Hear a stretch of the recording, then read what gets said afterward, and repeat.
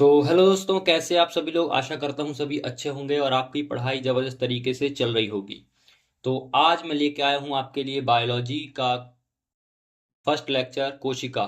ठीक है। और ये कोशिका का पार्ट 1 होने वाला है और इसका पार्ट 2 पार्ट 3 भी आएगा जो आगे वाले लेक्चर में हम देखेंगे। आज हम कोशिका का पार्ट 1 जो होगा कवर करेंगे। यदि हम देखें कि ये किस एग्जाम के लिए हम जो क्लास कर रहे हैं तो हम स्पेशली कर रहे हैं आरआरबी ग्रुप डी के लिए। लेकिन यदि किसी भी कॉम्पिटिटिव एग्जाम की तैयारी कर रहे हैं और आपके सिलेबस में साइंस है और आपके सिलेबस यदि आपका सिलेबस मैच होता है हमारी ये वीडियोस से प्लेलिस्ट से, तो आप बिल्कुल कर सकते हैं क्लास। क्योंकि हम यहाँ पर बेसिक से थ्योरी और कॉन्सेप्ट और जो फैक्ट हैं सभी चीज़ों को कवर करेंगे। और ये जो मटेरियल होने वाला है ये पूरा एनसीईआरटी बेस्ड होने वाला है, एनसीईआरटी बेस्ड होने वाला है। ठीक है। तो आप बिल्कुल निश्चिंत होकर क्लास करिए। और यदि आपको इस क्लास के पीडीएफ माइंड मैप नोट्स चाहिए तो आप हमारे टेलीग्राम चैनल को ज्वाइन कर लें। अब टेलीग्राम चैनल की लिंक कहाँ मिलेगी, तो टेलीग्राम चैनल की लिंक आपको डिस्क्रिप्शन में मिल जाएगी। आप वहाँ से जाइए और जो चैनल है उसको ज्वाइन कर लें, क्योंकि जो भी पीडीएफ माइंड मैप नोट्स हैं वो आपको वहीं पे मिलेंगे। और एक बात और, यदि आपको हमारे साथ जुड़ना है और जो भी वीडियो हैं आपको लगातार चाहिए, पूरा सिलेबस कवर चाहिए, क्योंकि अभी मैं बायोलॉजी करा रहा हूँ, बायोलॉजी के बाद मैं फिजिक्स कराऊंगा, केमिस्ट्री कराऊंगा। मतलब ऑल जो सिलेबस होगा आरआरबी ग्रुप डी का उसको हम पूरा कंप्लीट करेंगे। और यदि आपको ये सब चाहिए प्लेलिस्ट के रूप में फ्री चाहिए तो फिर आपको Arun study point YouTube channel को सब्सक्राइब करना होगा, है ना।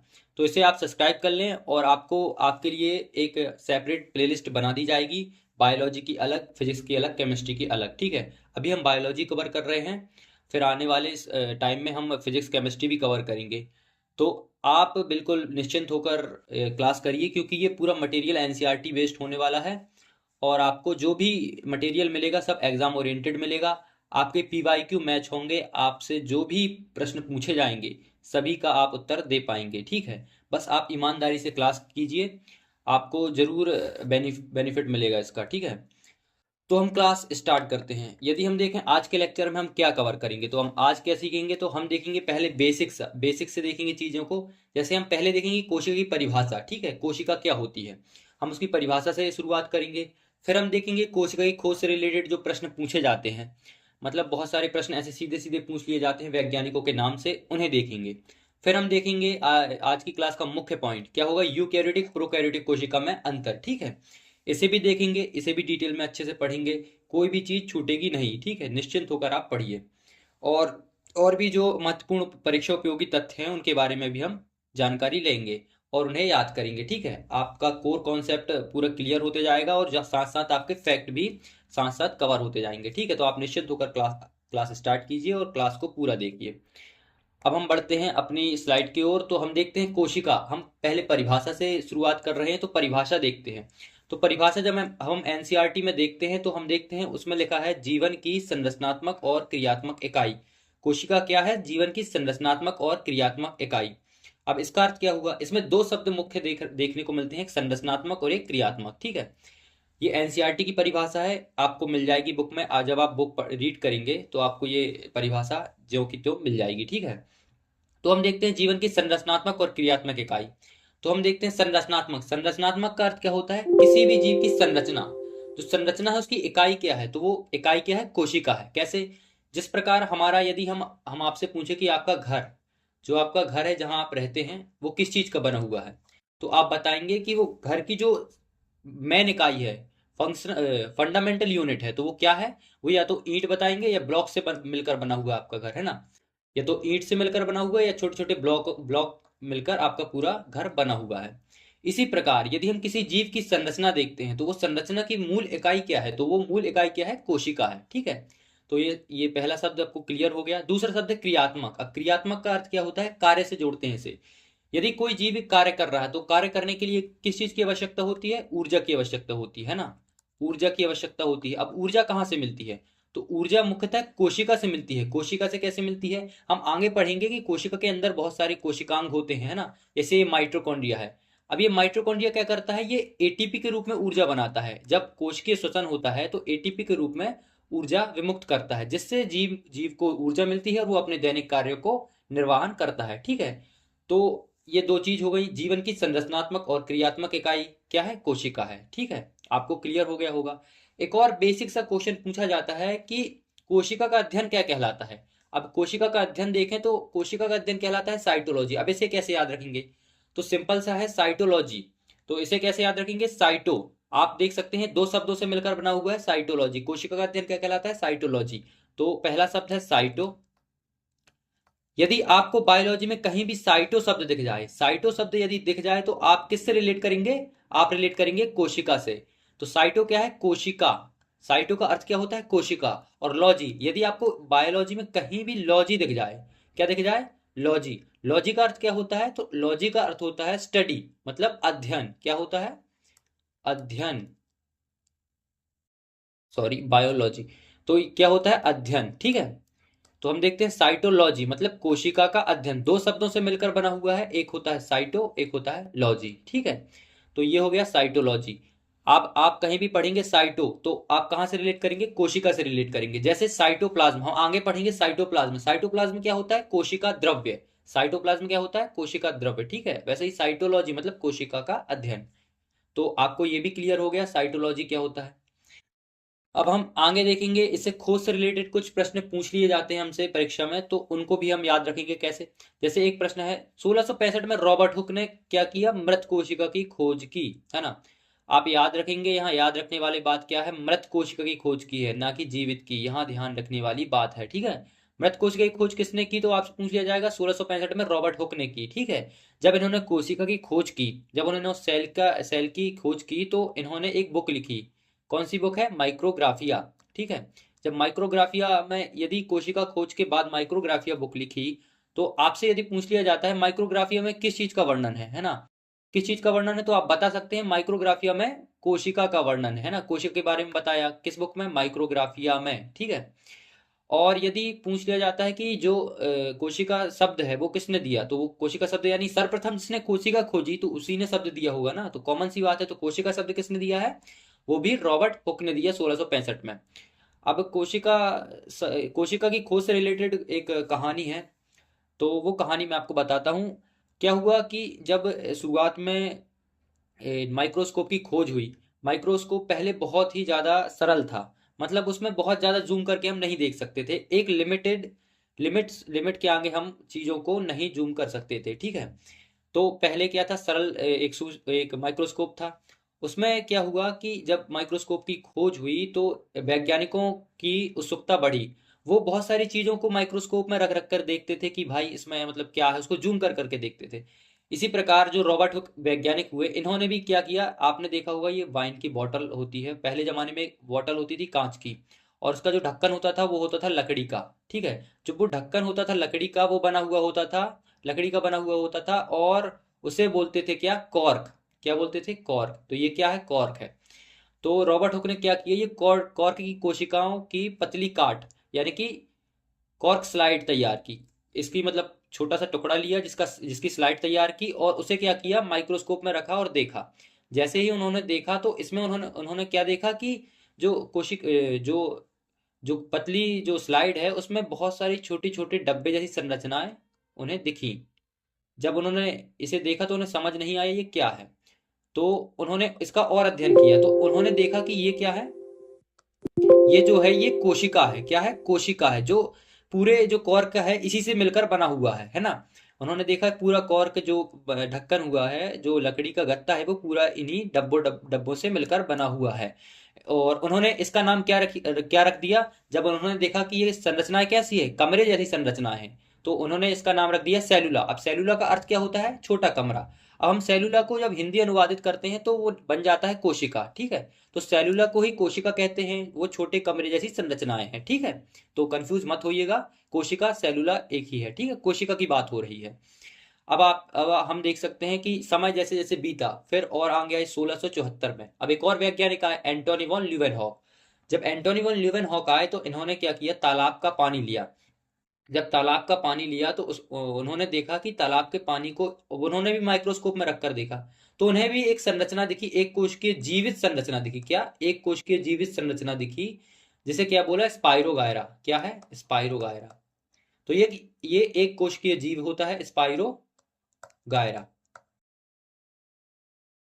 ये एक कोशिकीय जीव होता है। अब इन्होंने इसको देखा तो ये क्या है, एक कोशिकीय जीव है। तो प्रथम जीवित कोशिका की खोज यदि आपसे पूछ लिया जाता है कि प्रथम फर्स्ट लिविंग सेल की खोज किसने की, तो आप बताएंगे एंटोनी वॉन ल्यूवेनहॉक ने 1674 में की, है ना। और कहाँ पे की, तो तालाब के पानी में स्पायरोगायरा में की, ठीक है। यदि आपसे स्पायरोगायरा एनसीईआरटी में भी दिया हुआ है। यदि आपसे मतलब ऑप्शन में आ जाता है कि दांत की खुरचन या फिर स्पायरोगायरा, तो आप बता सकते हैं कि स्पायरो मतलब आप दांत की खुरचन भी लगा सकते हैं और स्पायरोगायरा भी लगा सकते हैं। लेकिन यदि दोनों पूछ लिए जाते हैं तो आप कहाँ पे लगाएंगे, स्पायरोगायरा में लगाएंगे, ठीक है। अब एंटोनी वॉन ल्यूवेनहॉक ये एक वैज्ञानिक हुए। इनके बारे में एक और चीज याद रखेंगे कि इन्होंने जीवाणु की भी खोज की। क्या की, जीवाणु की भी खोज पूछ लिया जाता है क्वेश्चन। तो यदि हम पढ़ रहे हैं वैज्ञानिक के बारे में तो एक चीज और याद रख लेंगे इनके बारे में कि इन्होंने जीवाणु की भी खोज की। जीवाणु की खोजकर्ता कौन है, एंटोनी वॉन ल्यूवेनहॉक, ठीक है। इतना और याद रखेंगे। हम आगे बढ़ते हैं, अब आ जाते हैं केंद्र की खोज। अब केंद्र क्या होता है, हमने देखा कोशिका क्या होती है, एक संरचना होती है जिससे संपूर्ण जीव का निर्माण होता है, ठीक है। तो ये कोशिका है, कोशिका के अंदर भी क्या है, कोशिकांग होते हैं। अब ये कैसे पता चला कि अंदर कोशिकांग होते हैं।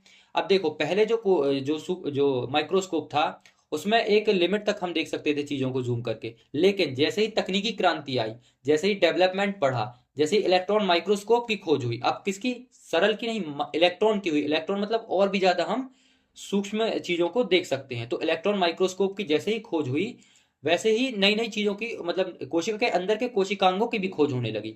अब हम देखने लगे कि इसके अंदर एक और संरचना है जो गोलाकार संरचना है, जो संपूर्ण कोशिका का नियंत्रण करती है। इसे क्या कह दिया, केंद्रक कह दिया। जो कोशिका के बीचों बीच होता है, ये संपूर्ण कोशिका का नियंत्रण करता है, ठीक है। अब इसकी खोज कैसे हुई, तो जब तकनीकी क्रांति आई, जब माइक्रोस्कोप और डेवलप हुए तो इसकी भी खोज हुई, ठीक है। और 18 इसकी खोज किसने की, यदि केंद्र की खोज आपसे पूछ लिया जाता है तो केंद्र की खोज रॉबर्ट ब्राउन ने की। ये भी एक वैज्ञानिक है, रॉबर्ट ब्राउन। इन्होंने क्या किया, 1831 में जब तकनीकी क्रांति के बाद इलेक्ट्रॉन माइक्रोस्कोप की खोज हो गई, उन्होंने माइक्रोस्कोप में और ज्यादा देखा, कोशिका को और अध्ययन किया, तो उन्होंने देखा एक गोल संरचना जो केंद्रक, जिसका नाम क्या उन्होंने रखा, केंद्रक या न्यूक्लियस, ठीक है। तो इसको भी याद रखेंगे। अब यदि पूछ लिया जाता है कि रॉबर्ट ब्राउन ने जो केंद्र की खोज है कहाँ पे की, ठीक है, जैसे हमने अभी वहां पे देखा कि रॉबर्ट हुक ने की कहाँ पे, कॉर्क की कोशिकाओं में। और एंटोनी वन ल्यूवेनहॉक ने कहाँ पे की, तो तालाब की कोशिकाओं में जो स्पाइरो वगैरह है उसमें किया, ठीक है। इसी प्रकार रॉबर्ट हुक ने कहा कि आर्किड की जड़ों में। अब आर्किड क्या होता है, आर्किड एक प्रकार का क्या है, पादप है। पादप मतलब पेड़, ठीक है। तो आर्किड एक प्रकार का पादप आर्किड की जड़ों में, है ना। आर्किड की जड़ों में जब इन्होंने काट मतलब पतली सेक्शन लिया उसका, उसकी स्लाइड बनाई और उन्होंने माइक्रोस्कोप में देखा, तो उन्हें देखा क्या, एक कोशिका के अंदर क्या दिखी, केंद्रक जैसी एक संरचना दिखी, ठीक है। अब आर्किड क्या है, देखो ये चित्र बना हुआ है, ये पेड़ आर्किड का है, ठीक है। आप देख सकते हैं इसकी जड़ों में इन्होंने क्या किया, केंद्रक की खोज की, ठीक है। अब एनसीईआरटी में इसके बारे में भी दिया है कि जब इलेक्ट्रॉन माइक्रोस्कोप की खोज के बारे में भी दिया, तो माइक्रोस्कोप के आविष्कारक कौन है, तो इतना और याद रखिए, नॉल और रस्का, ठीक है। ये दो वैज्ञानिक हुए, नॉल और रस्का, इनका नाम भी याद रखिएगा कि इन्होंने इलेक्ट्रॉन माइक्रोस्कोप की खोज की, आविष्कारक हैं ये, ठीक है। महत्व क्या है, इसने कोशिका की जटिल संरचना को देखना संभव बनाया। जैसे अभी मैंने बताया, पहले हमने एक लिमिट तक देख सकते थे, लेकिन अब और भी ज्यादा डिटेल में हम चीजों को और भी ज्यादा जूम करके देख सकते हैं और नई नई संरचनाओं का अध्ययन कर सकते हैं, ठीक है। इसने कोशिका की जटिल संरचना को देखना संभव बनाया। सिंपल सी बात है। आगे बढ़ते हैं तो हम आते हैं कोशिका सिद्धांत यानी सेल थ्योरी में। अब इससे भी प्रश्न बन जाते हैं सीधे सीधे, तो इसे भी याद रखेंगे कि कोशिका सिद्धांत या सेल थ्योरी क्या होता है, ठीक है। तो यदि कोशिका सिद्धांत या सेल थ्योरी की बात करें तो ये वनस्पति और जंतु के लिए अलग अलग है, मतलब सिमिलर ही है, लेकिन दोनों के लिए अलग अलग वैज्ञानिकों ने अपने अपने जो सिद्धांत है वो दिए, ठीक है। यदि वनस्पति की बात करें तो वनस्पति जो कोशिका सिद्धांत है वो एमजे शिल्डन ने दिया, ठीक है, 1838 में। डेट याद रखने की आवश्यकता नहीं है, केवल वैज्ञानिकों के नाम याद रखिए, एमजे शिल्डन ने, है ना। ये एक वनस्पति शास्त्री थे। इन्होंने क्या कहा, जब वनस्पति की बात कर रहे तो इन्होंने क्या कहा, ये वनस्पति शास्त्री ने क्या कहा, इन्होंने कहा कि सारे पौधे कोशिकाओं से बने होते हैं। सिंपल सी बात कही कि सारे पौधे कोशिकाओं के बने होते हैं, ठीक है। ये हो गया क्या, ये हो गया वनस्पति कोशिका सिद्धांत यानी कि प्लांट सेल थ्योरी। तो इसे इसे याद रखेंगे। और यदि हम जंतु की बात करें तो जंतु के जो हैं थियोडोर श्वान, इन्होंने दिया जंतु कोशिका सिद्धांत, ठीक है। मतलब एनिमल सेल थ्योरी किन्होंने दिया, तो आप बताएंगे थियोडोर श्वान ने। अब डेट याद रखने की जरूरत नहीं है। ये एक जंतु शास्त्री यानी जूलॉजिस्ट थे, ठीक है। इन्होंने क्या कहा, इन्होंने भी सेम बात कही कि जंतुओं का शरीर कोशिकाओं से बना होता है। सिंपल सी बात है, जंतुओं का शरीर कोशिका से बना होता है। ये हो गया क्या, कोशिका सिद्धांत। अब जैसे जैसे समय बीता और नए नए सिद्धांत आने लगे, इसी प्रकार से एक और नया सिद्धांत जो हमें न्यू न्यू थ्योरी बोलते हैं, न्यू सेल थ्योरी बोलते हैं, वो किसने दी, तो वो रुडोल्फ विर्चो ने 1855 में दी। और उन्होंने क्या कहा, ये नया नया नियम है। तो ये एनसीईआरटी में ये लाइन है, ओमनी सेलुला ई सेलुला। इस लाइन को सीधे सीधे याद रखेंगे क्योंकि स्टेटमेंट में पूछा जा सकता है, ठीक है। तो ओमनी सेलुला ई सेलुला, तो इसका मतलब क्या होता है, तो इन्होंने इनका सिद्धांत क्या हुआ कि नई कोशिकाओं का निर्माण पूर्व स्थित कोशिकाओं से होता है। इनका सिद्धांत क्या था, नई कोशिकाओं का निर्माण पूर्व स्थित कोशिकाओं से होता है। मतलब क्या हुआ, मतलब यदि कोई कोशिका है, ये कोई सेल है, मान लीजिए ये कोई सेल है, ठीक है।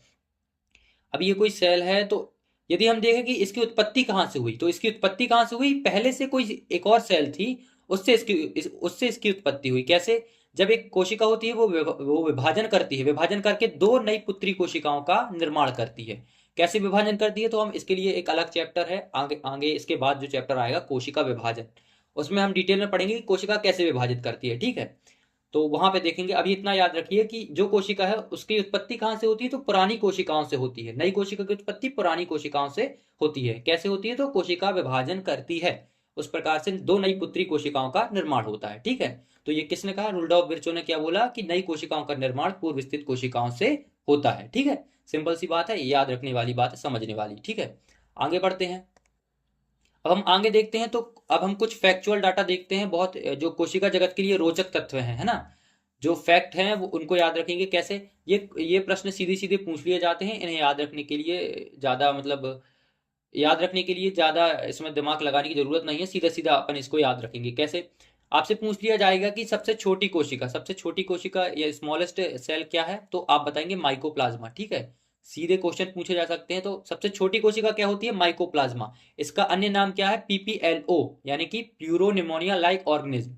आपको फुल फॉर्म याद रखने की जरूरत नहीं है, आप इतना याद रखिए कि माइकोप्लाज्मा जो है सबसे छोटी कोशिका है, ठीक है। अब हम देखते हैं सबसे बड़ी कोशिका, हमने बचपन से ही पढ़ा है, सबसे बड़ी कोशिका क्या होती है, शुतुरमुर्ग का अंडा, ठीक है, ऑस्ट्रिच एग। तो इसे भी याद रखेंगे। अब आ जाते हैं मानव में। मानव शरीर में सबसे लंबी कोशिका यानी कि लार्जेस्ट की बात हो रही है, यहाँ लंबी की बात हो रही है ना, बड़ी की नहीं, लंबी। तो मानव शरीर की सबसे लंबी कोशिका, कंफ्यूजन मत होइएगा, आगे और बताएंगे इसको डिटेल में। मानव शरीर की सबसे लंबी कोशिका क्या होती है, तंत्रिका कोशिका, है ना, न्यूरॉन सेल होता है, तो इसे भी याद रखिएगा। अब देख लेते हैं पादप में। पादप में सबसे बड़ी कोशिका होती है एसिटाबुलेरिया, ये एक प्रकार की एल्गी है यानी शैवाल है। शैवालों के बारे में हम आगे पढ़ेंगे, वहां पे भी इसकी चर्चा कर लेंगे, ठीक है। तो सबसे बड़ी पादप की कोशिका क्या कौन सी है, तो एसिटाबुलेरिया है, ठीक है। यदि आपसे पूछ लिया जाता है कि सबसे लंबी रेशा कौन सा है, सबसे लंबा रेशा कौन सा है, तो रेमी का रेशा, इसे याद रख सकते हैं, अदरवाइज इसे स्किप भी कर सकते हैं, ठीक है। तो आगे बढ़ते हैं। अब हम थोड़ा एक चीज और देख लेते हैं, इसी में हमें ऐड कर लेते हैं पेज। कुछ और चीजें जो हैं हम याद रख सकते हैं, जैसे कि मानव में सबसे बड़ी मानव में सबसे बड़ी कोशिका। तो मानव में सबसे बड़ी कोशिका की बात करें, अभी हमने देखा कौन सी, मानव में सबसे लंबी कोशिका। अब हम देखेंगे मानव में सबसे बड़ी कोशिका। तो मानव में सबसे बड़ी कोशिका है जो फीमेल होती है, जो ह्यूमन में जो फीमेल होती है उनमें जो एग बनता है उसको बोलते हैं क्या, अंडाणु। अंडाणु कोशिका, अंडाणु कोशिका, ठीक है। आप पूरा लिख लीजिएगा, मैं शॉर्ट में लिख रहा हूं। अब आपसे पूछ लिया जाता है कि मानव में सबसे छोटी कोशिका, क्वेश्चन बन सकते हैं, सीधे सीधे क्वेश्चन आ सकते हैं ना। मानव में सबसे छोटी, अब छोटी की बात कर लेते हैं हम। छोटी कोशिका, तो मानव में सबसे छोटी कोशिका कौन सी होती है, शुक्राणु। जो मेल में शुक्राणु बनते हैं उन्हें बोलते हैं शुक्राणु कोशिका, है ना। मानव में सबसे छोटी कोशिका कौन सी होती है, शुक्राणु कोशिका, ठीक है। ये रिप्रोडक्शन या फिर जो जनन, मानव जनन चैप्टर है उसमें भी हम एक बार और रिकॉल कर लेंगे। आप अभी इसे याद कर लीजिए, ठीक है। तो कोशिका चैप्टर में याद हो जाएगा। अब हम आगे देखते हैं। अब हम देखते हैं आज के लेक्चर का मुख्य पॉइंट क्या है। कोशिका के प्रकार है ना, यूकैरियोटिक और प्रोकैरियोटिक कोशिका में अंतर मुख्यतः हम वहीं पहुंच गए हैं। अब हम देखते हैं कोशिका के प्रकार। कोशिका कितने प्रकार की होती है? तो कोशिका दो प्रकार की होती है, एक होती है प्रोकैरियोटिक और एक होती है यूकैरियोटिक। ठीक है, अब प्रोकैरियोटिक यूकैरियोटिक, अब आपसे पूछ लिया जाता है कि कोशिका का जो प्रकार है वो किस आधार पे आपने दो प्रकारों में बांटा है, तो आप क्या बताएंगे? तो आधार इसका क्या है? आधार क्या है? केंद्रक। क्या है आधार? केंद्रक। केंद्रक क्यों है? क्योंकि केंद्रक के हिसाब से हमने दो प्रकार में बांटा है, एक तो है प्रोकैरियोटिक, एक है यूकैरियोटिक। कैसे? जो प्रोकैरियोटिक कोशिका है उनमें केंद्रक अविकसित अस्पष्ट होता है, और जो यूकैरियोटिक कोशिका है उनमें केंद्रक विकसित और स्पष्ट होता है। ठीक है, अब केंद्रक को ही क्यों आधार बनाया? केंद्रक को इसलिए आधार बनाया क्योंकि जो सेल है, जो कोशिका है, उसका जो मास्टर हाउस है, जो उसका माइंड है, जो उसका दिमाग है, वो क्या है? केंद्रक को माना जाता है। ठीक है, केंद्रक ही पूरी कोशिका को नियंत्रित नियंत्रित करता है। ठीक है, मतलब जिस प्रकार दिमाग, इंसान का दिमाग पूरे शरीर को कंट्रोल करता है, इसी प्रकार केंद्रक भी पूरी कोशिका को नियंत्रित करता है। ठीक है, तो ये दो प्रकार की कोशिका हो गई, एक प्रोकैरियोटिक और एक यूकैरियोटिक। अब प्रोकैरियोटिक कोशिका में अविकसित अस्पष्ट केंद्रक होता है, यूकैरियोटिक में स्पष्ट व विकसित केंद्रक पाया जाता है। ठीक है, अब हम प्रोकैरियोटिक कोशिका की बात करें तो ये किस प्रकार की कोशिका होती है? ये कोशिका प्रारंभिक कोशिकाएं होती है, मतलब जब जीवन की उत्पत्ति हुई, जब शुरुआत जीवन पृथ्वी में पनपने लगा, उसी समय कौन सी प्रकार की कोशिका थी? प्रोकैरियोटिक प्रकार की कोशिका थी। प्रोकैरियोटिक कोशिका से ही विकसित होकर यूकैरियोटिक कोशिकाओं का निर्माण हुआ। ठीक है, धीरे धीरे समय के साथ जैसे जैसे विकास आगे बढ़ता गया, उसी प्रकार से प्रोकैरियोटिक कोशिका से ही यूकैरियोटिक कोशिका का विकास हुआ। ठीक है, पहले क्या होता? पहले जो प्रोकैरियोटिक कोशिका है उसमें क्या होता? केंद्रक अविकसित होता था। ठीक है, अविकसित है, और असीम केंद्र की मतलब प्रिमिटिव न्यूक्लियस, मतलब पुराना। पुराना प्रिमिटिव मतलब पुराना। ठीक है, रिलेट कर सकते हैं, तो असीम केंद्र की है। अब यूकैरियोटिक कोशिका की बात करते हैं, ससीम केंद्र की है, मतलब ट्रू न्यूक्लियस, मतलब सत्य। ट्रू मतलब होता है सत्य, न्यूक्लियस मतलब होता है केंद्रक, मतलब इसमें सत्य केंद्रक पाया जाता है। ठीक है, ससीम केंद्र की है, मतलब इसमें केंद्रक पाया जाता है, इसमें केंद्रक अविकसित होता है। ठीक है, अब हम देख लेते हैं इसके उदाहरण। तो प्रोकैरियोटिक कोशिका के उदाहरण जीवाणु, नील हरित शैवाल इत्यादि। ठीक है, और जो यूकैरियोटिक कोशिका है इनके उदाहरण है पादप और जंतु कोशिका। पादप कोशिका और जंतु कोशिका, इनके बारे में भी आगे पढ़ेंगे। ठीक है, अब हम देख लेते हैं इनका तुलनात्मक अध्ययन, मतलब दोनों में अंतर क्या है। तो अंतर कैसे देखेंगे हम? इसके आधार के हिसाब से अंतर देखेंगे, मतलब जो प्रोकैरियोटिक कोशिका और यूकैरियोटिक कोशिका है इन दोनों में अंतर देखेंगे, और जो अंतर होगा उसको एक आधार बनाएंगे। जैसे आधार बीच में लिखा हुआ है, ये हो गया आधार, मतलब जैसे केंद्रक को आधार मान लिया, केंद्रक झिल्ली को आधार मान लिया, अनुवांशिक मतलब आधार के हिसाब से दोनों में अंतर देखेंगे हम। ठीक है, तो हम प्रोकैरियोटिक कोशिका में देख लेते हैं। तो केंद्रक, अब केंद्रक की बात करें तो प्रोकैरियोटिक कोशिका में हमने अभी बात की कि प्रोकैरियोटिक कोशिका में किस प्रकार का केंद्रक पाया जाता है? अस्पष्ट और आद्य, मतलब अस्पष्ट और अविकसित केंद्रक, मतलब प्रिमिटिव केंद्रक पाया जाता है। ठीक है, और जो यूकैरियोटिक कोशिका है तो इसमें कैसा होता है? तो इसमें सुविकसित व स्पष्ट केंद्रक पाया जाता है। ठीक है, अब हम देख लेते हैं केंद्रक झिल्ली की। अब केंद्रक झिल्ली क्या होती है? हमने अभी देखा, कोशिका का चित्र बार बार बना रहे हैं, ये कोशिका हो गई, और कोशिका के अंदर एक और संरचना है जिसे हमने केंद्रक कहा। ठीक है, ये केंद्रक, जो केंद्रक होता है, केंद्रक जिस आवरण से आवृत होता है, ये आवरण है जो केंद्रक को आवृत किए हुए है, इसे क्या बोलते हैं? केंद्रक, केंद्रक झिल्ली। ठीक है, तो इसे क्या बोलेंगे? केंद्रक झिल्ली, यही केंद्रक झिल्ली है। और जो कोशिका को आवृत किए हुए, ये क्या है? कोशिका झिल्ली। क्या है? कोशिका झिल्ली। तो केंद्रक झिल्ली और कोशिका झिल्ली समझ में आ गया आपको? तो हम देख लेते हैं केंद्रक झिल्ली प्रोकैरियोटिक कोशिका में अनुपस्थित होती है, मतलब इसमें केंद्रक ही अविकसित होता है, तो अनुपस्थित ही होगा, है ना। और हम यूकैरियोटिक की बात करें तो इसमें उपस्थित होता है। अब हम आगे देखते हैं अनुवांशिक पदार्थ। अब अनुवांशिक पदार्थ देखते हैं। अनुवांशिक पदार्थ क्या होता है? अनुवांशिक पदार्थ वे पदार्थ होते हैं जो एक पीढ़ी से दूसरी पीढ़ी में हस्तांतरित होते हैं, है ना, जो इन्फॉर्मेशन को एक पीढ़ी से दूसरी पीढ़ी में हस्तांतरित करते हैं। अनुवांशिक पदार्थ जैसे डीएनए, आपने नाम सुना होगा डीएनए, ये डीएनए हो गया, सॉरी गलत बन गया, ये डीएनए हो गया। ऐसा होता है ना डीएनए, इसमें ये नाइट्रोजनी क्षारक होते हैं, एडेनिन, ग्वानिन, साइटोसिन, हम आगे डिटेल में पढ़ेंगे इसके बारे में, अभी इतना याद रखिए, डीएनए और आरएनए एक संरचना होती है जैसे अनुवांशिक पदार्थ कहते हैं, जो एक पीढ़ी से दूसरी पीढ़ी में हस्तांतरित होते रहते हैं। ठीक है, तो यदि हम प्रोकैरियोटिक कोशिका में देखें तो प्रोकैरियोटिक कोशिका में जो डीएनए होता है वो नग्न होता है, नेक्ड होता है। ठीक है, और जो हिस्टोन प्रोटीन होता है वो अनुपस्थित होता है। हिस्टोन प्रोटीन क्या होता है? तो हिस्टोन प्रोटीन वो होता है जो डीएनए को बांध कर रखता है। अब जैसे हम देखेंगे, जब कोशिका विभाजन देखेंगे तो कोशिका विभाजन में देखेंगे, जब कोशिका जब सामान्य अपना जीवन यापन करती है तो उसका जो केंद्रक में जो अनुवांशिक पदार्थ होता है वो कुंडलित होकर क्रोमोसोम के रूप में होता है। कैसा होता है? ऐसे क्रोमोसोम के रूप में होता है। ये डीएनए होता है, ये अतिकुंडलित संरचना बनाता है, जैसे क्रोमोसोम कहते हैं, ठीक है। इसी प्रकार जो क्रोमोसोम होता है, जो डीएनए जब क्रोमोसोम बनाता है तो क्रोमोसोम के लिए क्या करता है, अतिकुंडलित संरचना बनाता है। ये कुंडलिन जो होता है, स्टोन प्रोटीन एक दूसरे को बांध कर रखता है।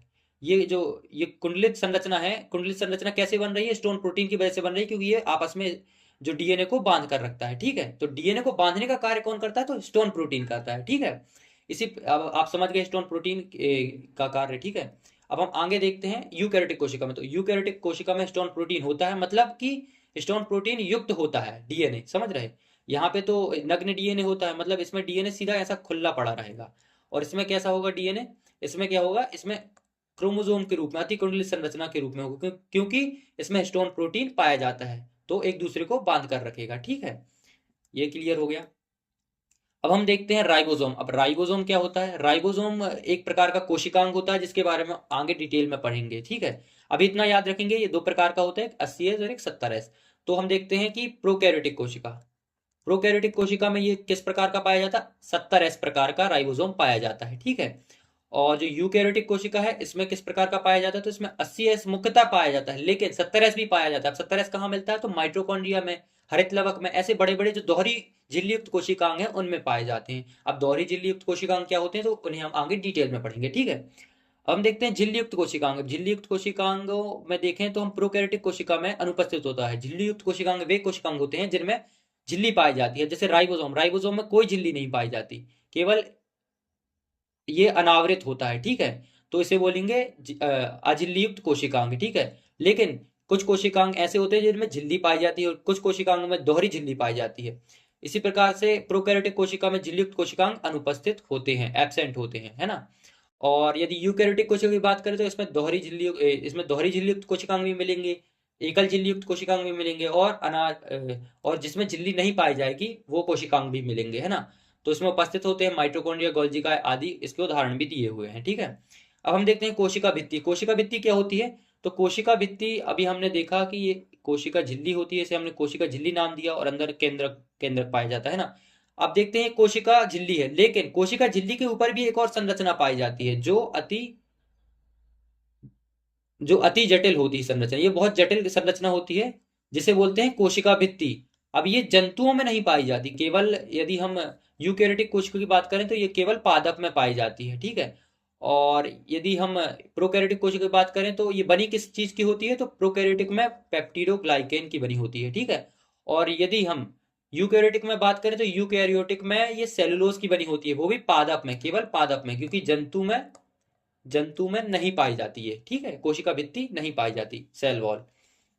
आगे देखते हैं, आगे हम देखते हैं श्वसन स्थल। अब श्वसन स्थल कहाँ पे होता है, श्वसन अभी हमने देखा जस्ट पहली वाली स्लाइड में कि कोशिका को कार्य करने के लिए एटीपी यानी कि ऊर्जा की आवश्यकता होती है। और वो ऊर्जा कैसे बनती है, श्वसन से बनती है। जब कोशिका श्वसन करेगी उसके बाद एटीपी ऊर्जा विमुक्त होगी, है ना।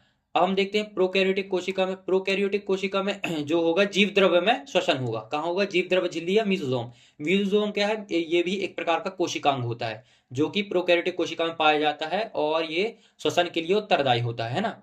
यदि हम यूकैरियोटिक कोशिका में देखें तो यूकैरियोटिक कोशिका में माइटोकॉन्ड्रिया एक कोशिकांग अलग से सेपरेट होता है, इसका जो माइटोकॉन्ड्रिया कहलाता है। इसमें क्रेब्स चक्र चलता है, माइटोकॉन्ड्रिया के बारे में डिटेल में पढ़ेंगे आगे। तो उसमें क्रेब्स चक्र चलता है, जिसके कारण एटीपी के रूप में ऊर्जा बनती है, एटीपी के रूप में ऊर्जा बनती है, ठीक है। तो माइटोकॉन्ड्रिया श्वसन स्थल हो गया, श्वसन करता है और एटीपी बनाता है, ठीक है। अब हम देखते हैं डीएनए की संरचना। अब डीएनए की संरचना यदि प्रोकैरियोटिक कोशिका में देखें तो इसमें वृत्ताकार डीएनए पाया जाएगा। कैसा, वृत्ताकार। ये डीएनए की जो इधर पे चित्र बना है वो थोड़ा गलत है, ऐसा वृत्ताकार गोल बस होगा, है ना।